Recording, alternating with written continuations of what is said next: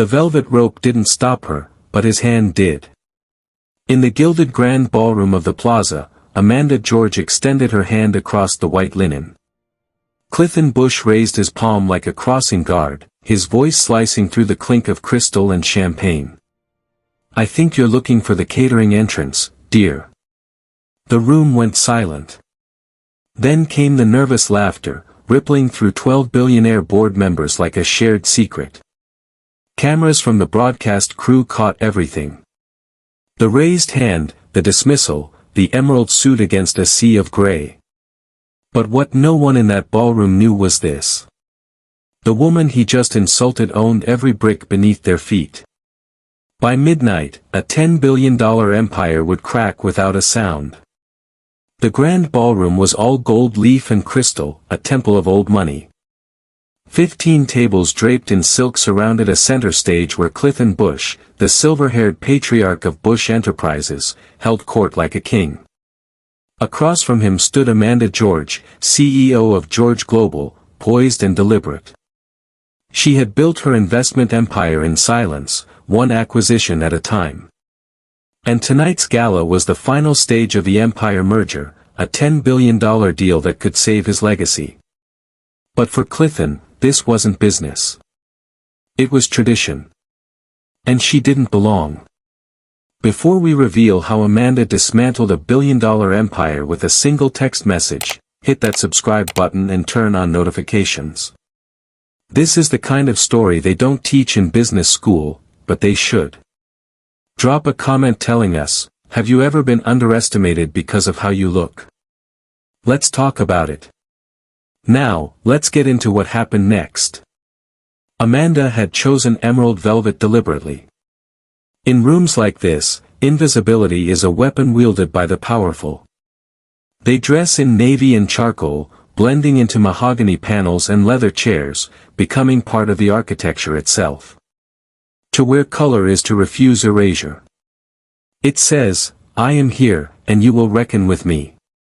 But Clithon Bush had spent 40 years mastering a different lesson. He had learned that power isn't just about who sits at the table, it's about who gets to decide the table exists at all. And in his world, women who looked like Amanda served the wine, they didn't drink it. The handshake is corporate theater's oldest ritual.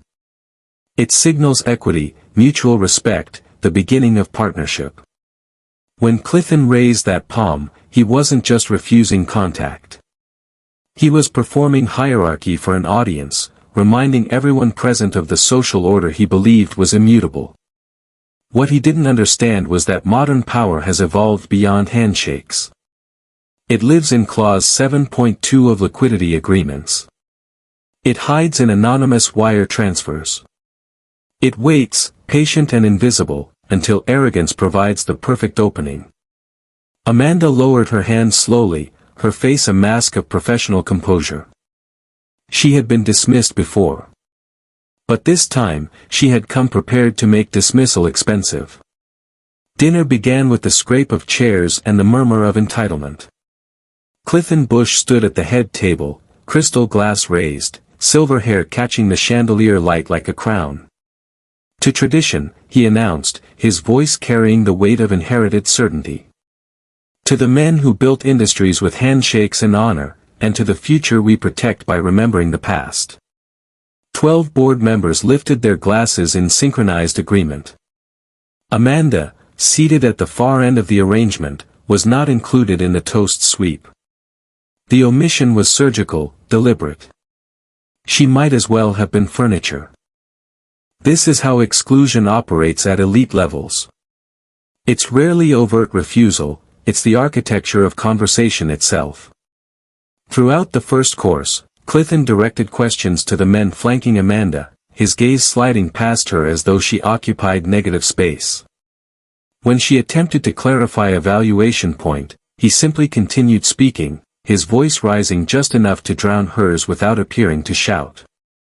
The others followed his lead, a practiced choreography of dismissal.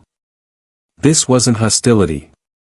It was something more insidious, the casual certainty that her presence was temporary, decorative, ultimately irrelevant to the real business of power. Amanda had studied this dynamic for years. She understood that in spaces like this, competence is never enough. A woman, particularly a black woman, must be twice as prepared, 3 times as polished, and still risk being treated as though she wandered in from the kitchen. So she had stopped trying to prove herself within their framework. Instead, she built her own, quietly acquiring the infrastructure that made their world possible, then weaponizing the very contracts they'd signed without reading. While Clithon toasted tradition, Amanda checked her phone beneath the table. The escrow account was live. The bridge loan was active. The party was being funded, in real time, by her capital.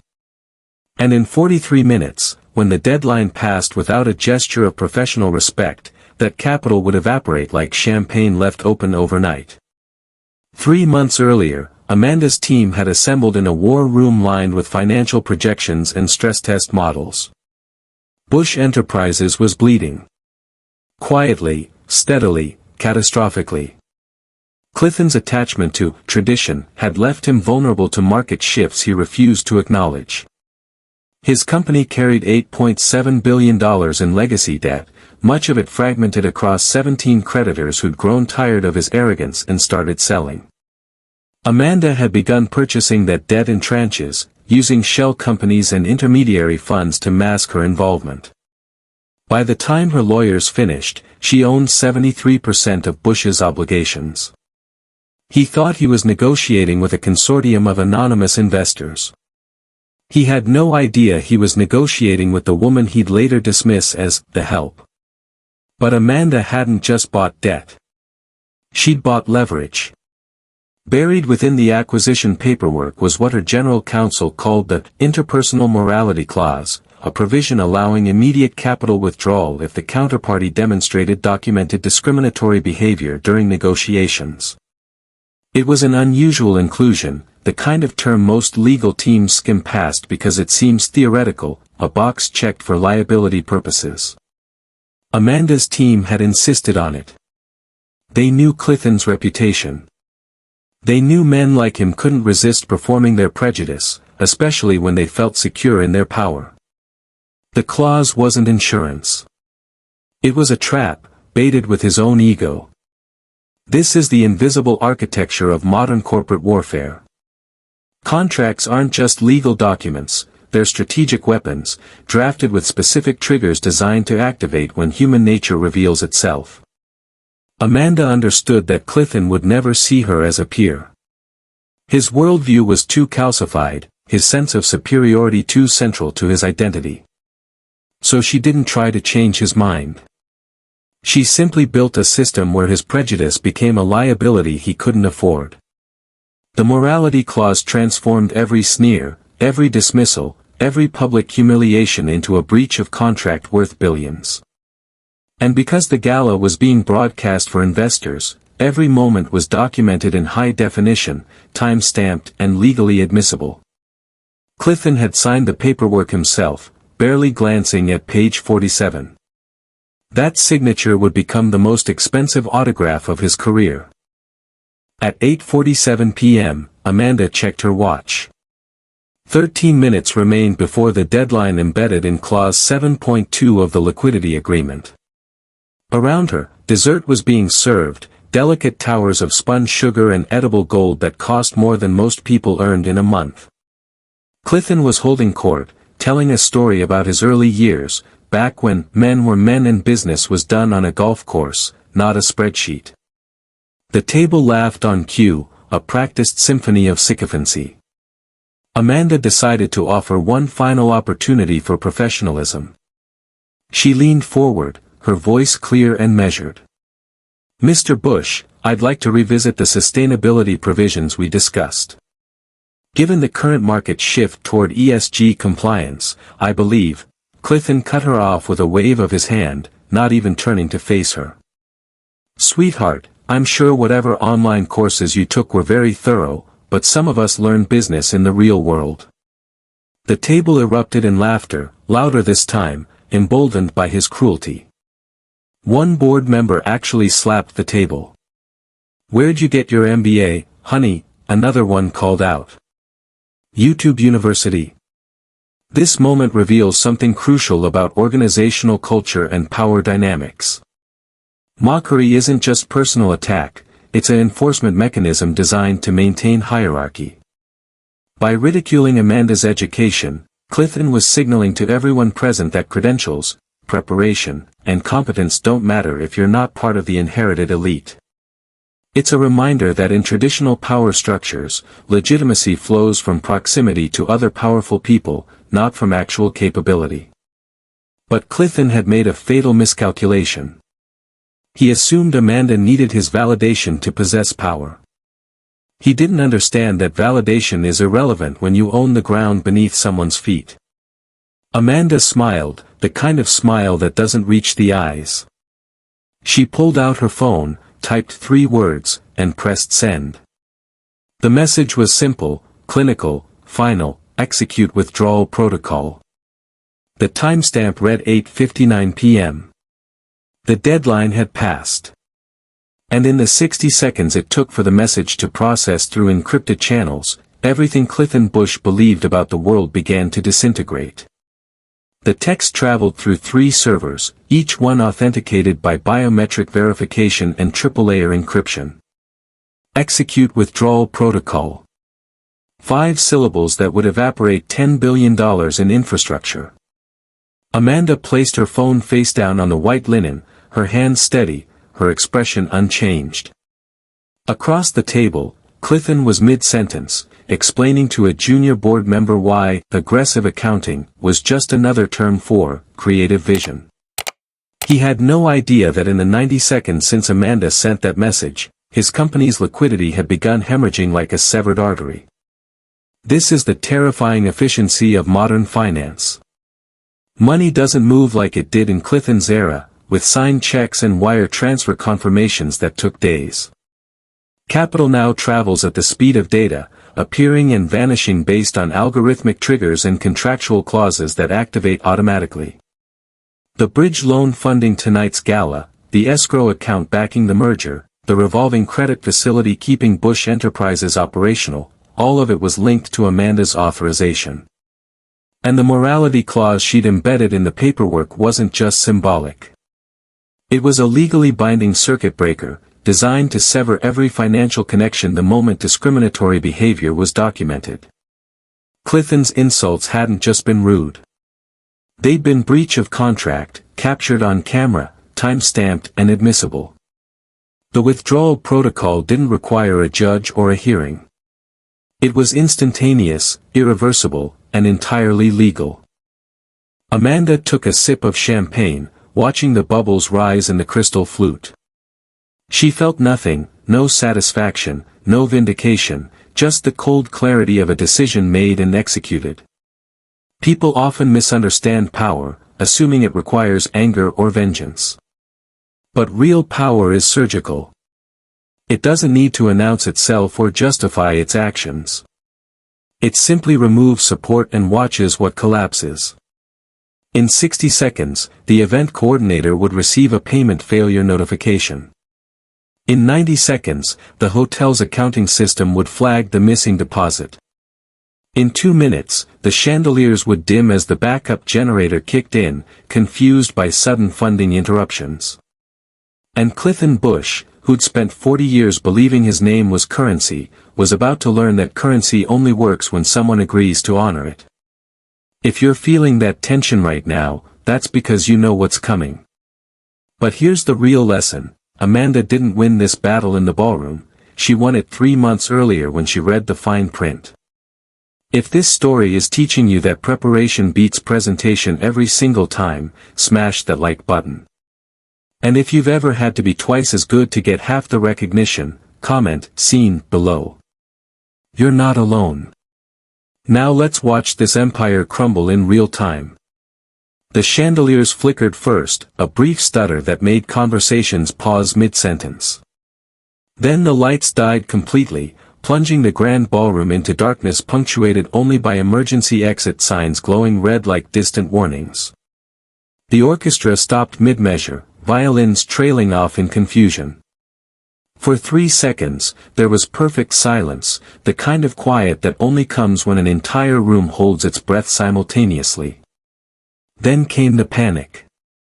"What's happening?" someone shouted. Chairs scraped backward as board members fumbled for their phones, the collective glow of screens creating a constellation of pale light. At the open bar, a guest tried to close out his tab. The bartender swiped his black card once, twice, 3 times. "Declined," she said, apologetic but firm. He tried another card. Declined. A third. Same result. Around the room, the same scene replicated itself in perfect synchronization. Credit cards that had never been rejected, corporate accounts with 7-figure limits, all suddenly worthless. The hotel's payment system had been linked to the same escrow account as the event funding. When Amanda pulled the liquidity, she didn't just kill the lights. She killed their access to the infrastructure of wealth itself. This is the hidden fragility of elite society. Everything appears solid, permanent, unshakable, until you realize it's all built on credit, on the assumption that money will always flow, that accounts will always clear. But credit isn't money. It's permission, granted by whoever controls the capital. And when that permission is revoked, the entire performance collapses. Guests who moments ago had been laughing at Clithon's jokes now scrambled toward exits, their faces illuminated by phone screens showing payment failures and account alerts.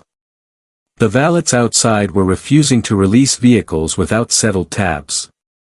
The hotel manager was sprinting toward the ballroom, tablet in hand, trying to understand why $2 million in event funding had vanished from confirmed accounts. And in the center of it all, Clithon Bush stood frozen at the head table, watching his carefully constructed evening disintegrate in real time. The emergency lights cast harsh shadows across his face, turning his expression from confident to confused to comprehending. He turned slowly toward Amanda, who sat in perfect stillness, the emerald of her suit catching the red glow like a warning he'd failed to heed. Clithon's CFO appeared from the side entrance, moving with the desperate speed of someone carrying catastrophic news.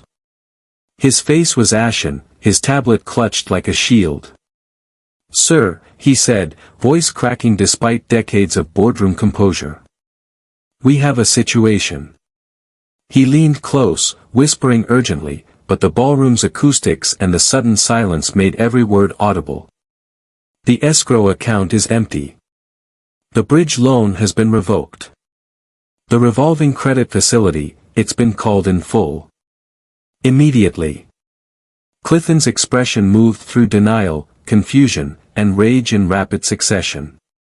"That's impossible. Call the bank. Call the consortium. This is obviously a technical error." The CFO's tablet screen reflected in his eyes, columns of red numbers scrolling like a stock market crash in miniature. "Sir, it's not an error. The withdrawal is authorized. Legal reviewed the paperwork. Clause 7.2, the interpersonal morality provision. It's been triggered." His voice dropped even lower, though everyone was listening now. "Sir, the consortium, it's not a consortium. It's George Global. It's been her the entire time." The revelation landed like a physical blow. Around the table, board members exchanged glances, the math clicking into place with horrifying clarity. Amanda didn't just represent the acquiring firm. She was the capital. Every dollar Clithon thought was coming from anonymous investors, every bridge loan he treated as temporary liquidity, every piece of debt he'd assumed was fragmented across distant creditors, all of it led back to the woman he'd directed toward the catering entrance. The CFO continued, his words tumbling out in a desperate cascade. "The Riverside property, your primary residence, the mortgage is held by a subsidiary of George Global. The company fleet, leased through another shell company, same ownership structure. The estate in Montauk, the yacht, sir, she owns the debt on everything. This is the ultimate vulnerability of leveraged power. Clithon had spent decades building an empire that looked impregnable, but empires require infrastructure, financing, credit, operational capital. He'd assumed that infrastructure was neutral, that money was just money regardless of its source. But debt isn't neutral. It's a relationship, a chain of obligation that flows toward whoever holds the paper. And Amanda had quietly, methodically, purchased every link in that chain. Clithon didn't just owe her money. He owed her his home, his vehicles, his company's operational existence. She hadn't knocked down his walls. She'd become the foundation beneath them, then simply decided to stop providing support. Clithon turned to Amanda, his face contorted with rage and disbelief. "You can't do this. We'll sue. We'll fight this in every court." Amanda stood slowly, smoothing the emerald velvet of her suit. Her voice, when she spoke, was quiet enough that the room leaned in to hear. "You can try. But litigation requires funding. And I just pulled all of yours." Amanda walked slowly toward Clithon's end of the table, her heels clicking against marble in the emergency-lit silence. The board members parted without being asked, creating a corridor of expensive suits and expensive panic. She stopped 3 feet from where Clithon stood, close enough to speak without shouting, far enough to maintain the distance he'd insisted upon from the beginning. "You asked me earlier where I got my education," she said, her voice carrying the kind of calm that comes after a decision has been made and executed. "I have an MBA from Wharton and a JD from Yale.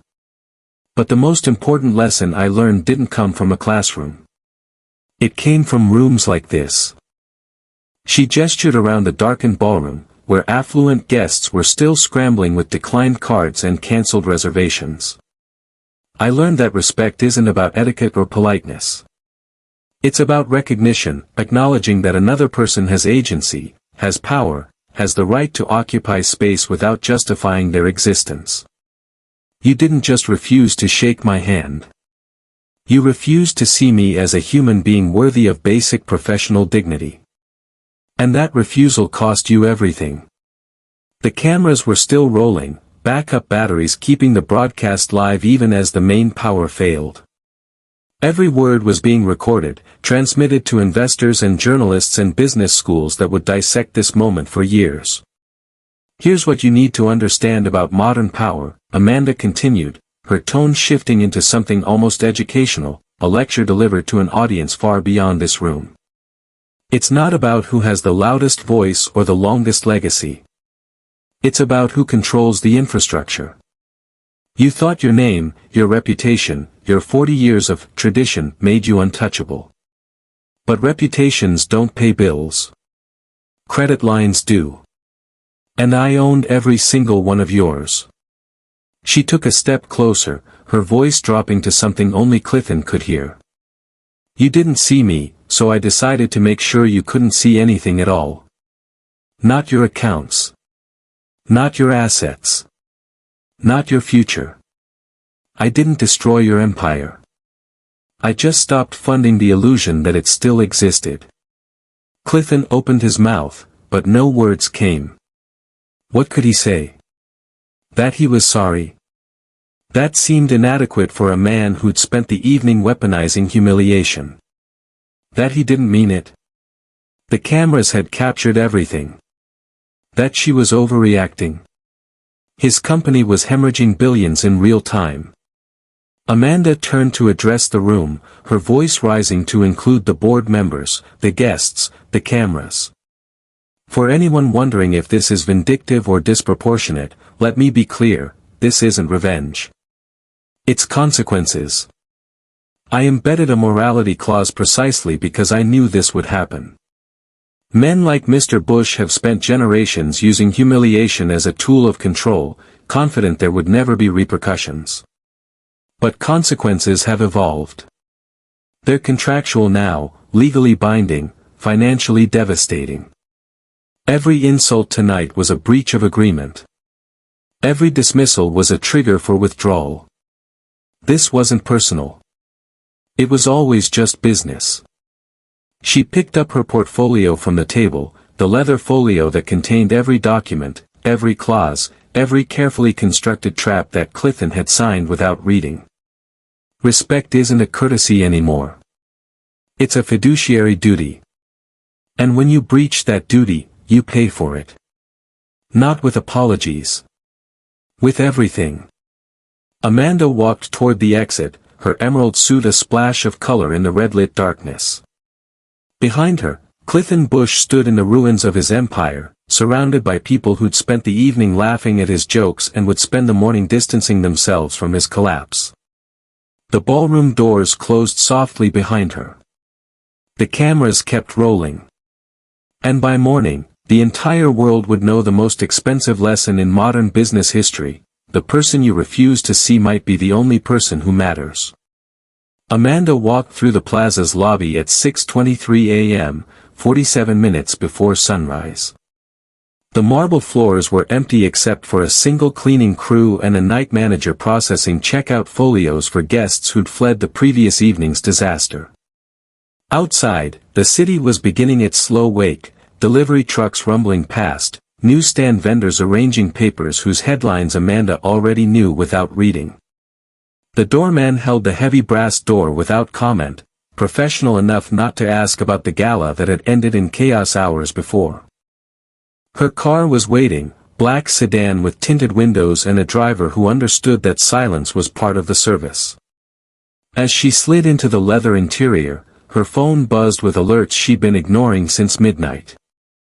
News tickers scrolling across financial networks, each one confirming what she already knew. Bush Enterprises in freefall after liquidity crisis. Clithon Bush faces shareholder revolt following gala disaster. George Global acquires Bush assets in overnight emergency sale. That last headline was technically premature, but only by hours. By noon, the bankruptcy filing would be complete, and by the close of business, Amanda's team would have converted debt into equity, restructuring Bush Enterprises into a wholly owned subsidiary. By Friday, the rebrand would be official. The century-old name would vanish, replaced by George Global Sustainable Industries. The driver pulled into early morning traffic, heading south toward Amanda's office where her team had been working through the night, processing paperwork and fielding calls from investors who suddenly wanted to understand how they'd missed the signs of Bush's vulnerability. Amanda watched the city slide past her window, glass towers reflecting the pink-gold light of dawn. She felt tired, the bone-deep exhaustion that comes not from physical effort but from carrying the weight of deliberate precision. This wasn't victory. Victory implied a contest with uncertain outcome. This had been inevitable from the moment Clithon raised his hand and chose arrogance over basic human decency. What people never understand about moments like this is that they're not aberrations. They're the culmination of thousands of small choices, a pattern of behavior that becomes structure, then becomes vulnerability. Clithon Bush didn't lose his empire in one night. He'd been losing it for 40 years, every time he dismissed someone who didn't look like him, every time he prioritized tradition over adaptation, every time he mistook inherited position for earned competence. Amanda had simply been patient enough to let his choices accumulate into catastrophe. She'd built a trap so elegant that he'd willingly walked into it, signed it, and funded it himself. And when the moment came, she didn't have to push. She just stepped back and let gravity do its work. The car stopped at a red light. On the corner newsstand, the morning edition was already displaying Bush's face, the image captured from last night's broadcast, his expression frozen in the moment of comprehension when he realized what he'd lost. Amanda looked away. There was no satisfaction in his humiliation, no joy in watching someone's world collapse. There was only the cold clarity of a lesson delivered and the hope that somewhere, someone would learn it. By evening, her inbox would overflow with meeting requests from companies suddenly interested in reviewing their own diversity practices and contractual safeguards. By next week, law firms would be advising clients to audit their own morality clauses and interpersonal protocols. And by next month, the Bush collapse would be taught in business schools as a case study in the hidden infrastructure of modern corporate power. The light turned green. The car moved forward. And Amanda George, who'd started the previous evening being directed toward the catering entrance, now owned the building where Clithon Bush had once held court. The sun broke over the skyline, turning glass towers into vertical rivers of gold. A new day. A new empire. And a very old lesson, finally learned: in the end, power belongs to whoever has the patience to build the foundation everyone else forgot to notice. Not the loudest voice. Not the longest legacy. Just the person who owns the infrastructure and knows exactly when to shut it down. This isn't just a story about revenge, it's a masterclass in strategic power. Amanda George understood something most people miss: respect isn't a courtesy, it's a prerequisite for partnership. If this story changed how you think about power, leverage, or the cost of arrogance, share it with someone who needs to see it. Drop a comment telling us which chapter hit hardest. Was it the refused handshake, the morality clause reveal, or that final blackout? Subscribe if you want more stories about people who quietly rewrote the rules while everyone else was still playing the old game. And remember, the most dangerous person in any room is the one who built the room and can choose to leave. See you in the next one.